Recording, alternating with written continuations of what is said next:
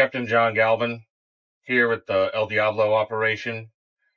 Based on our experiences with our 68 Viking and current 72 Viking with ElectroSea products, it was a no-brainer for us to get one of these DryGenies for our new Valhalla 46.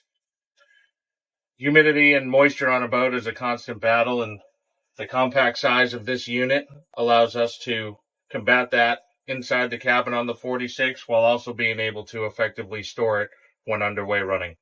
Just another A+, fantastic product from ElectroSea.